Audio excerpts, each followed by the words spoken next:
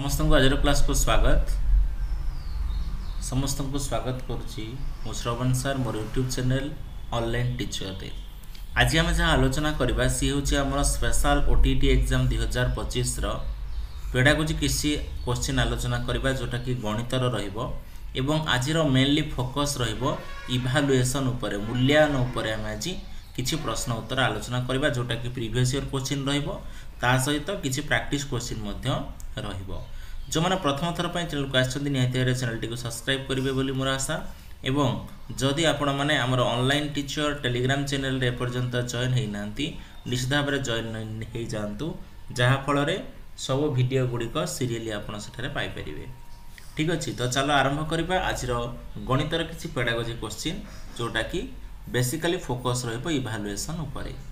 प्रथम प्रश्न गणितर निर्दिष्ट शिक्षण असुविधा चिन्हट करने क्यों प्रक्रियाटी अंतर्भुक्त अटे।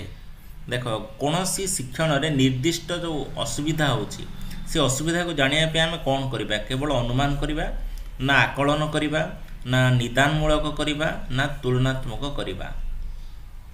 यार जो करेक्ट आंसर आसीबो अनुमान तो जमा भी हबने आम अनुमान करी किछि कहि परिबा नाही आकलन भी करि परिबा नाही तुलना भी कले किछि लाभ हबो नाही। शिक्षणर जो निर्दिष्ट शिक्षण असुविधा है आम चिन्हट कर करेक्ट आंसर हम निदानमूलक आम या डायग्नोस्टिक जोटा कही था डायग्नोस्टिक इवालुएसन निदानमूलक मूल्यांकन तार तो जमी आमको विभिन्न प्रकार रोग हेले आम डायग्नोसिस करूँ से भाया तो से शिक्षण में कौन असुविधा है चिन्हट करने आमको निदानमूलक प्रक्रियाटी करने को पड़ो। परवर्ती 2 नंबर प्रश्न अच्छी निम्नलिखित मध्य क्यों श्रेणी मूल्यांकन फलाफल आवश्यक अटे। देख ये देला शिक्षार्थी मानक प्रशासक मानक शिक्षक मानक ना उपरोक्त समस्त। यार जो करेक्ट आंसर आसीबो जदि आम मूल्यांकन करुचे मूल्यांकनटा तो शिक्षार्थी निहाती भाव में आवश्यक शिक्षक मानकर भी आवश्यक से शिक्षार्थी केते शिक्षण ग्रहण कले जानापी। थर्ड है प्रशासक माने जानवा आवश्यक जे बर्तमान आमर शिक्षार स्थिति कौन अच्छी। तेणु यार जो करेक्ट आंसर आसो सी हम ऑप्शन डी उपरोक्त समस्त कौन आसो उपरोक्त समस्त हम यार करेक्ट आंसर। परवर्ती जीवा क्वेश्चन नंबर 3 को। क्वेश्चन नंबर 3 देला निम्नलिखित मध्य केउटी गणितर समृद्ध साधन कार्यक्रम सहित गभीर भाव में जड़ित। समृद्धि साधन कार्यक्रम शिक्षार्थी मानक निजस्व धारा रे कार्य करने अनुमति प्रदान ठीक अच्छी। विभिन्न वर्गर शिक्षार्थी मानक सहभागितार सहित कार्य करने को अनुमति ये भी ठीक अच्छी। विषय उपरे गभीर ज्ञान हासिल पर गुरुत्व प्रदान न करवा भूल। बौद्धिक दुर्बल श्रेणीर शिक्षार्थी मानक उपरे बौद्धिक अग्रणी शिक्षार्थी माने प्रभाव विस्तार करथांती एटा भी से प्रभाव विस्तार करथांती।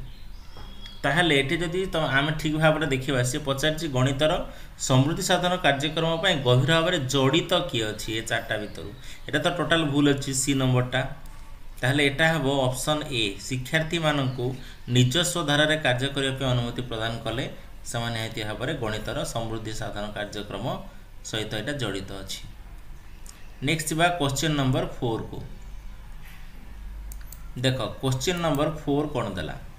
क्वेश्चन नंबर 4 देछि बोर्ड परीक्षा निमंते गणितर प्रश्न प्रस्तुत करने समय केउटी उपरे गुरुत्व देवा उचित। जेतेबेले बोर्ड परीक्षा पे आमर गणित प्रश्न प्रस्तुत कराउची सेतेबेले का उपरे हम गुरुत्व देवा उद्देश्य भित्तिक करवा सरल करवा परोक्ष भाव में पचारिबा जटिल करवा। देख 4टा जाक ऑप्शन को जदि भल भाव में देखा सरल करवा तो नुह परोक्ष भाव में पचारिबा भी नुह जटिल करवा भी नुह मेन है आमर ऑब्जेक्टिव टाइप उद्देश्य भित्तिक करवा 4 ए आसीबो करेक्ट आंसर। तेणु को उद्देश्य को आम फुलफिल करने आमर प्रश्न तैयारी करुचे आम एवं बर्तमान जो कौचे कौन येलो लर्निंग ऑब्जेक्टिव्स आपणकर लर्निंग ऑब्जेक्टिव्स कौन रही गुरुत्व देकी आम आमर प्रश्न करवा उचित। तेणु ऑप्शन ए हम करेक्ट आंसर। 5 नंबर देला केउटी ब्लू प्रिंट न थाए। देख से पचार ब्लू प्रिंट रे कोटा न थाए शैक्षिक उद्देश्य उपर गुरुत्व विषय वस्तु उपर गुरुत्व प्रश्नर प्रकार भेदर गुरुत्व मूल्यांकन उपर गुरुत्व। ये क्वेश्चन को जब भल भाव में देखा ब्लू प्रिंट रे मूल्यांकन उपर गुरुत्व न थाए प्रश्नर प्रकार भेद केमती आसीबो विषय वस्तु उपरे कौन गुरुत्व रहिबो शैक्षिक उद्देश्य उपरे कौन गुरुत्व रहिबो तेणु डी ऑप्शन एटा ब्लूप्रिंट रे न थाए एई तीनटा जिंस थाए केउंटी एक वस्तुनिष्ठ प्रश्न नुहे देखो केउंटी एक वस्तुनिष्ठ प्रश्न ऑब्जेक्टिव टाइप कोटा नुह अनुरूप प्रकार समापनमूलक बहुविकल्प स्वल्प उत्तरमूलक एटा को जदि भल भाव देखा क्वेश्चन नंबर 6 को अनुरूप प्रकार हो पार बहुविकल्प प्रश्न भी हो पार समापनमूलक भी हम किंतु स्वल्प उत्तरमूलक यहाँ वस्तुनिष्ठ नुह यहाँ गोटे शब्द यार उत्तर आसब ना स्वल्प उत्तरमूलक तेणु ये गोटे वस्तुनिष्ठ प्रश्न नुहे परवर्ती देछि हमर कोन गणित शिक्षादान प्रस्तुत पाठ्य योजना रे केउंटी न थाए शिक्षण उद्देश्य देख गणित शिक्षादान आम कौन करुचे पाठ्य योजना करुचे शिक्षण उद्देश्य गठनमूलक प्रश्न समाप्ति सूचक प्रश्न पाठ खसड़ा यार अति सहज उत्तर पाठ खसड़ा यहीटा आमर पाठ्य योजना न थाए शिक्षण उद्देश्य तो रहिबो निर्दिष्ट उद्देश्य साधारण उद्देश्य गठनमूलक प्रश्न आम पचारिबा समाप्ति सूचक प्रश्न पचारिबा किंतु पाठ्य खसड़ा आमर पाठ्यदान योजना रे नाही तेणु 7 रो डी हबो करेक्ट आंसर 8 नंबर देला निम्नोक्त केउं क्षेत्र रे गणित पाठ्यपुस्तक मुख्यतः शिक्षकंकर सहायक होइताय को क्षेत्र रे पाठ्य खसड़ा प्रस्तुति रे अन्य विषय गुड़िक सहित संपर्क स्थापन रे शिक्षादान पद्धति निर्धारण रे शिक्षण उपकरण व्यवहार रे गणित पाठ्यपुस्तक कौथिरे आमर शिक्षकंकर सहायक होइताय एटा हबो पाठ्य खसड़ा प्रस्तुति बही को देखिक आम पाठ्य खसड़ा प्रस्तुति करिथाउ तेणु 8 रो ए हबो करेक्ट आंसर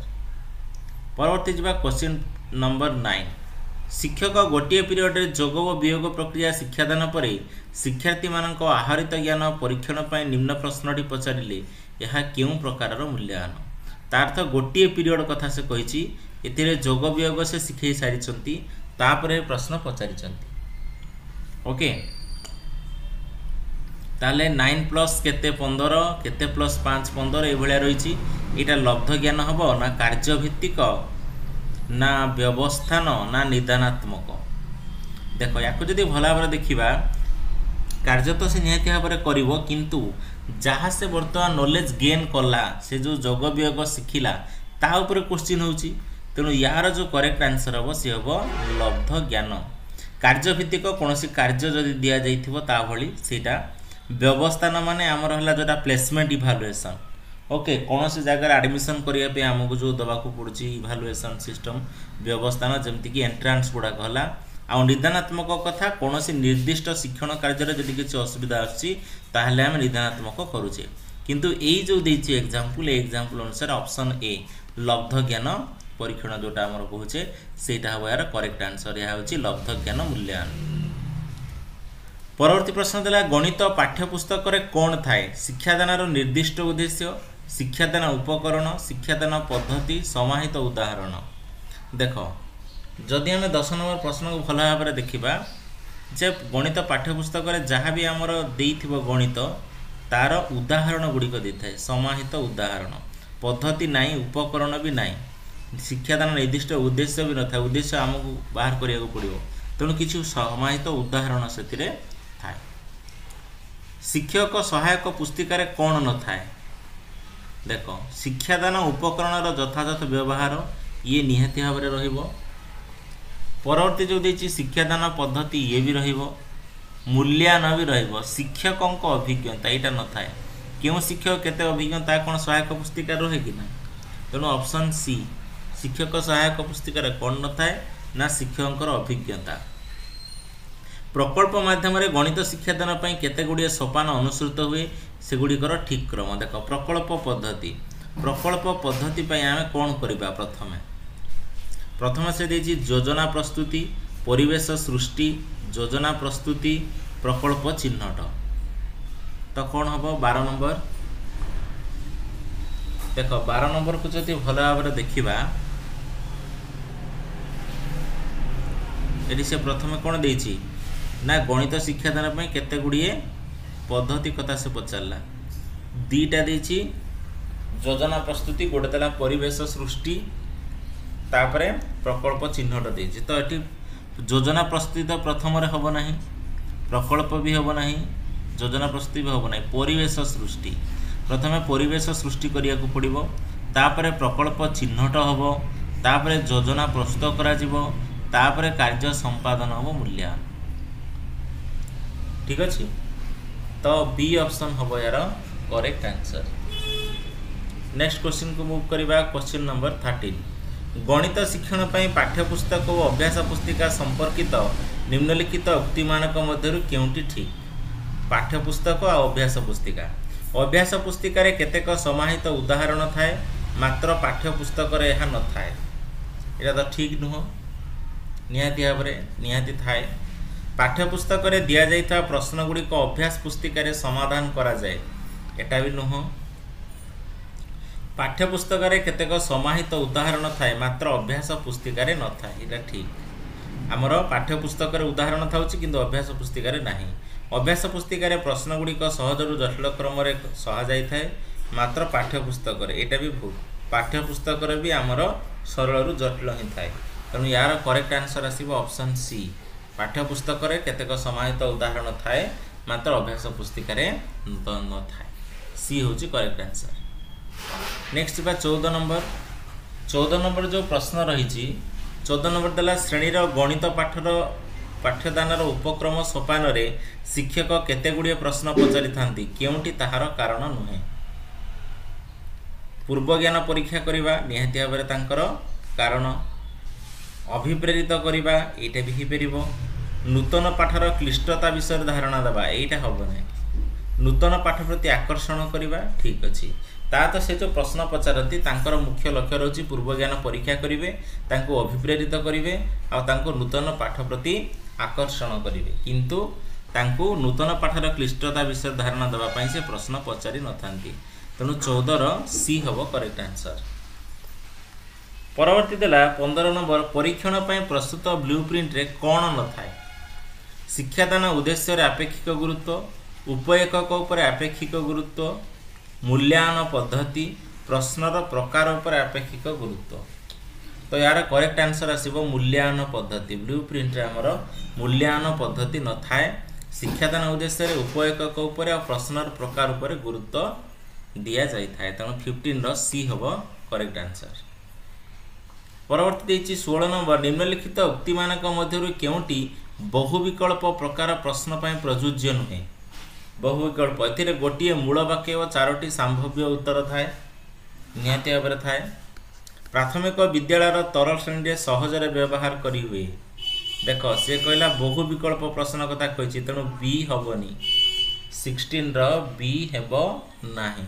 प्राथमिक विद्यालय तल श्रेणी सहजरे व्यवहार करिपरिबा नाही, यह सहजरे मूल्यांकन करा जाय पारे, यह तार भिन्न प्रकार शिक्षण उद्देश्य भी मापी हबो, किंतु प्राथमिक विद्यालयर तल श्रेणी सहजरे आम व्यवहार करिपरिबा नाही, तेणु युक्ति बहु विकल्प प्रकार प्रश्न पय प्रयोज्य नुहे। परवर्ती प्रश्न को जीवा 27 नंबर श्रेणी उत्तीर्ण पय गणित रे की प्रकार परीक्षण रे आवश्यकता रही। श्रेणी उठिबा पय कृति परीक्षण, सामर्थ्य, बुद्धि परीक्षण, मनोवृत्ति परीक्षण। तो 17 रो जो करेक्ट आंसर आसीबो से हो ऑप्शन ए कृति परीक्षण। ओके, कृति परीक्षणटा हमर श्रेणी उत्तीर्ण पय करा जाय। परवर्ती प्रश्न देछि गणित पाठ्यपुस्तक निम्नस्थ केउं क्षेत्र रे शिक्षकों को सहाय्य करे। पाठ्य योजना प्रस्तुति, अन्य विषय सह संपर्क, शिक्षा पद्धति, शिक्षादान सहायक उपकरण। ऑलरेडी रिपीट हेलानी, यार आंसर कोटा आसीबो पाठ्य योजना प्रस्तुति। 18 रो ए हबो करेक्ट आंसर। पाठ्य योजना प्रस्तुति रे से सहायक करिथाय, ठीक अछि। परवर्ती देछि 19 नंबर एक परीक्षण जे उद्देश्य प्रस्तुत होता है ताहा सही उद्देश्यर परिमाप करे, यह परीक्षणर केउं गुण को सूचाए। देखो एटा इंपोर्टेंट प्रश्न 2013 रे भी आस्थिला। एटा एक परीक्षण रे जे उद्देश्य प्रस्तुत ताहा सही उद्देश्यर परिमाप करे, एटा को तार उपयोगिता, विश्वसनीयता, वस्तुनिष्ठता बा वैधता। ओके, पूरा की वैलिडिटी। तो 19 नंबर आंसर कौन आसीबो? 19 नंबर आंसर आसीबो डी वैलिडिटी बा वैधता, ठीक अच्छे। परवर्ती जीवा 20 नंबर केउंटी अन्य तीनोटी टारू भिन्न। मोटा पतला, डेंगा गेड़ा, बड़ छोट, ऊपर तल।